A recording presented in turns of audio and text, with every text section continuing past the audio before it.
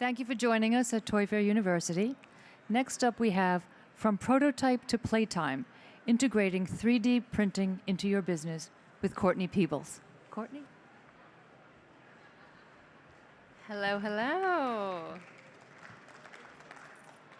It's okay, I got my clicker. I'm ready. So my name is Courtney Peebles. I am the owner and founder of Solobo Toys. Last year, we were a toady winner. One of my toys, Emotional Baggage, won a toady. That is how we are best known now. But after the tariffs went into effect, we started into 3D printing, which is how I got here. Also in addition to all that, I'm a children's book author, public speaker, and a doctoral student in educational psychology. And I also have a beautiful family. I'm a mom of two. That is my best friend, Daniel, and we have such a blast with our family, and our family is why we started Solobo in the first place. My youngest son has cerebral palsy, so I wanted to bring toys to the market that were fitting for kids like him, and that could grow on skills through play. So we started in the end of 2022, and we have just been having a blast since. So Solobo at its core is about simple toys. We focus on toys that are simple, but also have versatility and exceptional learning possibilities. And so I designed the toys that we have. Again, I mentioned the toady winner. So this is a plush stress ball, and it's part of our emotional baggage set. And again, it fed into our overall brand called Emotion Friends. So we have a set of 15 emotion characters that we teach emotions through play, and that is really what launched us into 3D printing. So if you guys remember, the talks of tariffs. So this is our little angry friend because everybody was pretty angry when tariffs started coming about. And us as a small business, we were really worried about how that would look and how we were going to be able to finance the tariffs and how we'd be able to bring it to market without our customers being overwhelmed with the cost. So my husband is a planner like me, only he's like a bold planner. Like he's like, let's do the ideas that are different. So he told me, he was like, let's do 3D printing. And I was like, oh, no. I was like, no, we don't need to do that. And he was like, no, just trust me. He was like, let's try it. And I was like, okay. I was like, there's a reason why I married you, so we're gonna just try this out. And so, not long after, we introduced our line of 3D printed toys. So this is an expansion on our mass-produced line that we produce overseas. We have a mix of emotions, we have a mix of play boxes. Our emotion friends also are in cube form. So 3D printing has really opened up the possibilities of what we can do. And not only that, but after our toady win last year, our emotion line was very much at the top of people's minds, and so we wanted to grow on that, but we were also like, okay, we knew tariffs were coming, how are we gonna expand this without, being really affected by that? So I got to work on 3D printed toys, and our line now consists of 20 plus 3D printed products.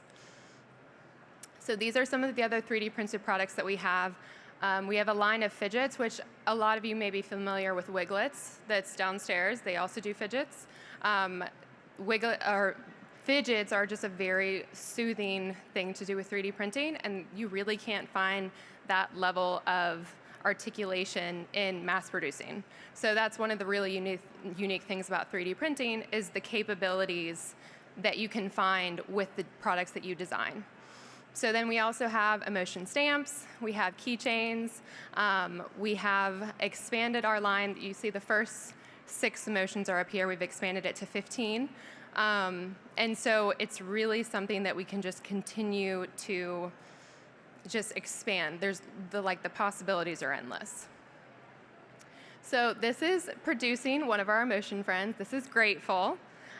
Grateful is one of our additions that we were able to do after the tariffs went into place. So if you look at how we print them, so this on the left is the prototype. So this is what we did inside the design software. And then the one next to it is actually it printing on the printer. So our printers are equipped with cameras. So every single thing that we print actually gets a time lapse. So we're able to watch it back, see if there's any failures, see if there's anything that we need to fix. But now we've got it down to a science that our friends just print all day long, and they just keep going and going and going. So 3D printing is not just exclusive to toys. And I tell people this all the time because there's so many different types of 3D printing that people just don't even realize. One of them is chocolate. There's actually a booth that I saw that has a 3D printing chocolate machine here. So peruse around for that because that's super cool. You can 3D print wood. You can 3D print concrete houses. That's actually really big in Arizona. I used to live in Arizona, and it's common because you can keep out the scorpions. So that's always a plus. And then on the far right is actually something that Disney pioneered, I think it was about a year ago, and it's a purse, but they 3D printed it with silicone inside of gel. So to watch that happen is really fascinating. So once it's done, you take it out of the gel, and it's finished. You don't have to do anything else. It's completely finished. And then you get to like companies like mine that we use something called PLA. And it's a very eco-friendly type material, and it's the most common used for toys. And that being said, that there are limitations to 3D printing, but if you work around the limitations, then you can also find all the possibilities with it. So pros and cons of 3D printing. So the type of 3D printing that we do isn't like a hobby. We have 20 printers, and we produce 24/7 on all of them. And that, compared to our mass-produced toys, they just look very different. So we have a really strong difference between the two of our lines, and it's very different in the way we communicate it. But when we went into this, we were like, okay, really, what are the pros and cons of doing this? So some of the pros are reduced tariff impact. I don't want to say no tariff impact because we do source some of our materials from China. So sometimes there can be an impact with timing, or if they're having shipping delays, we can have that too. But it is a reduced tariff impact overall across the margin. Shorter idea to market period. I've literally designed a toy on a Monday, had the prototype done on a Wednesday, and sent it to my photographer on a Friday. It's a really quick turnaround, and in the same way with that, you're less consumer guessing. So if you are following the trends of the industry and you know something that might be amazing to add to the market, you can add it to the market without really much fuss, as long as safety is prioritized. We'll get to that. To start out, the upfront investment is not as much as some manufacturing processes require. So our other toys are wooden toys, so we have upfront setup fees, we have all of that, so it's pretty consistent with, those are low fees, so it's pretty consistent with that. But if you were to do something like injection molding, the upfront cost would be drastically different. So roughly, to buy a printer these days, you could buy it for $500, and then some of the filament, you could buy it for $100, and then you could start making toys. Another pro is made in USA branding. We've found that our customers really like that. They really like knowing that we are the ones that do it. Now, they also don't know that we are the ones that do it, so it requires more labor, so it increases the cost. But again, it comes with that, okay, you're paying a little bit a higher price because we're the ones doing it. And again, you can adapt to trends faster. Like I was saying, a toy trend seminar was yesterday. So you could go to the toy trend seminar, learn something, have a great idea for a toy, and then go home and produce it. The time that it takes from start to finish is relatively short compared to sourcing a design, sending it overseas to your factory, getting a sample back, refining the sample, going back, getting a new sample. The process is much, much shorter when you have it right there. Cons, labor. Labor is a big one, because at the end of the day, when I have to go to the printer, I have to print it. I have to take it off the printer. I have to pack it up, put it in the packaging, send it to the customer. Versus the toys that I produce overseas, I have the toy, I put it in a box, and it goes. So labor is a factor in all of this, and time, because all of that takes time too. So you really have to weigh the pros and cons of like, okay, do you have the time and the labor to do this, and does it make sense? There is like a less upfront financial cost to start, but if you want to expand, that requires more capital. So we've expanded to 20 printers. It's great, but we need more. And that, that's a pretty hefty cost to expand and get into a space and electricity and all of that. So that's something that when you get to that point, you start to wonder like, okay, does this make sense?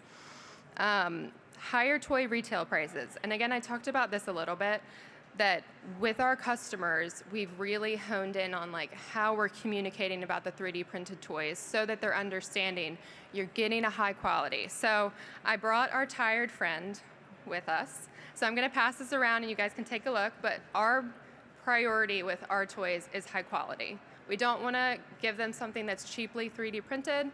We wanna give them something that they'll walk away and be like, yes, this will last. So I'll hand this down. So that is one of our bigger versions of our 3D printed toys. So those ones take a little bit longer.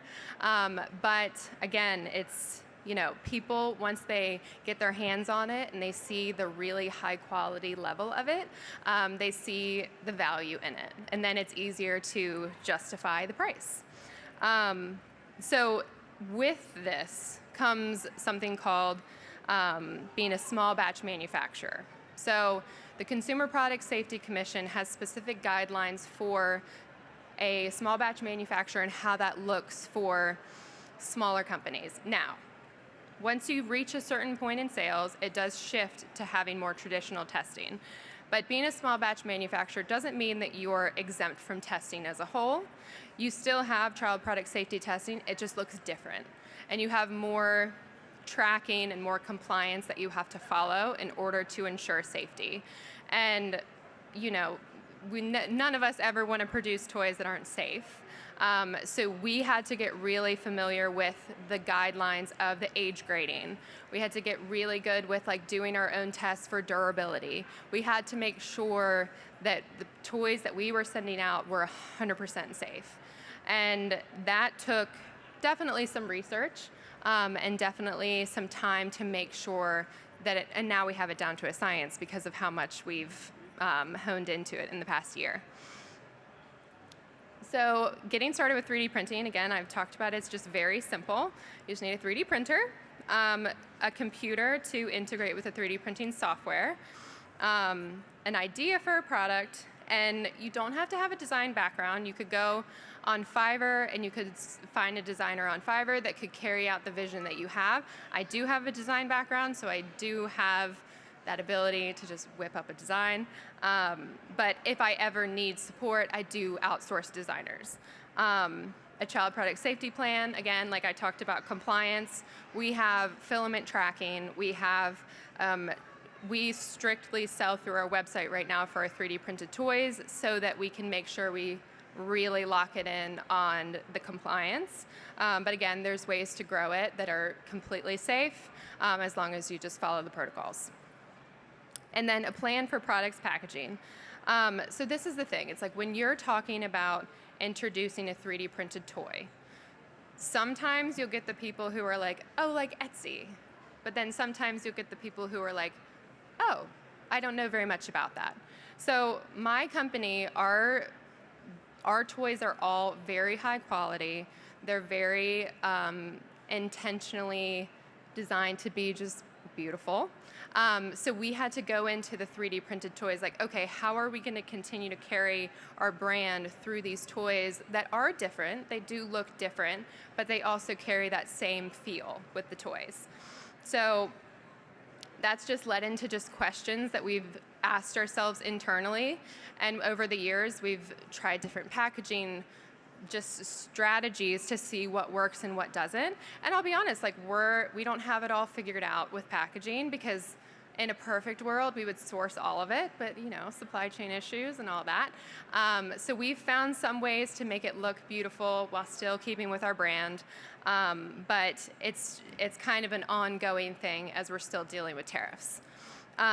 So some things that I always tell people to consider if you're thinking about jumping into 3D printing, whether you're jumping in for a new company or whether you're trying to integrate it into your brand, these are just some questions that I start with. How will you differentiate your products from the other 3D printed products on the market? I think the biggest thing is that people have a tendency to go after the ones that are popular. But with the capabilities of 3D printing, really the options are endless. I mean, I've seen people make shoes from 3D printers. You can do anything, and it's like, okay, if you approach it, how are you going to stand out, and why are they going to buy your 3D printed product?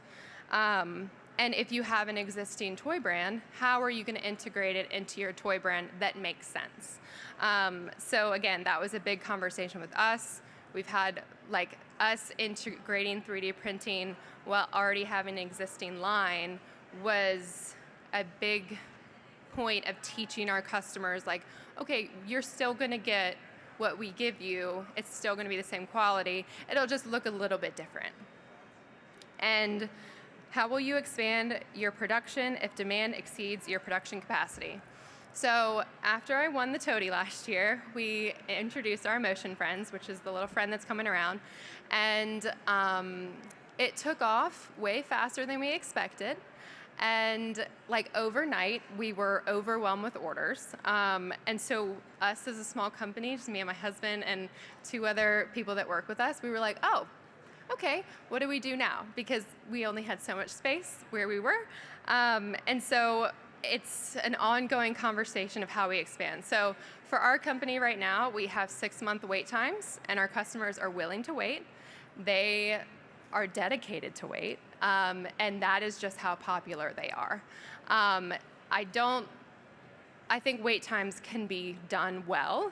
It's taken us a long time to just kind of get in that rhythm of educating people through the process of the wait. But if you have more access to capital, we're closing on an investment deal in 2 weeks, so our problems will be a little bit easier after that. But once you get to the place of where your demand exceeds capacity, growing is relatively simple, but it does require a lot of capital. What margin will you set for your products to account for additional labor costs you may have in the future? That is a big one. It's so right now it's me and my husband. We have one person that comes in and helps us, and that has to be factored in. And it looks different when it's in the States because you have to pay a higher hourly rate. So that is something that we factor into our margins across the 3D printed line. And I talked about this a little bit, but how will you market your 3D printed toys so they don't give an Etsy feel?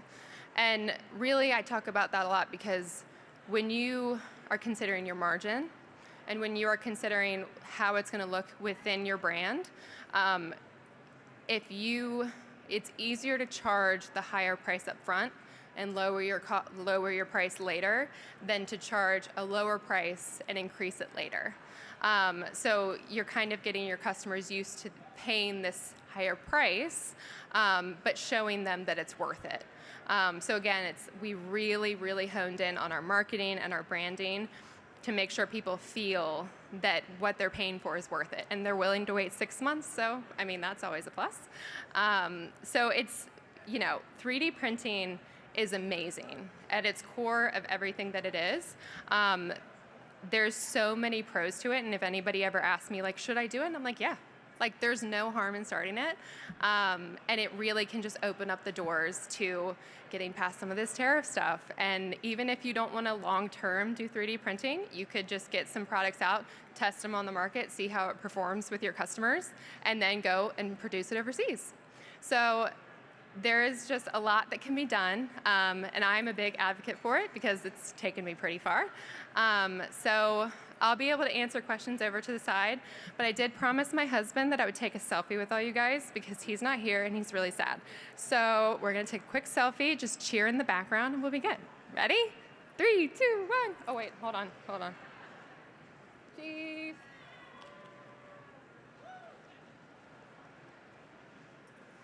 Thank you, guys. All right, I'll be over here if you have any questions. Thank you.